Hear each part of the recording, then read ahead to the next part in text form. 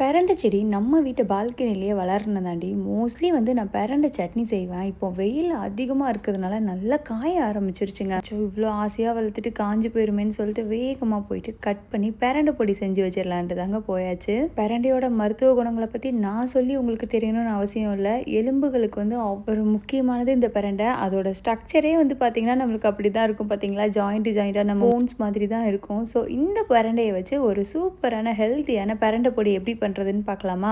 தேவையான பொருட்கள்: கருப்பு உளுந்தம்பருப்பு, எள்ளு, கடலைப்பருப்பு, ஜீரகம், மிளகு, காயப்பொடி, வத்தல், வெள்ளைப்பூடு, இந்த மாதிரி எல்லா பொருட்களையும் எடுத்து வச்சுக்கோங்க.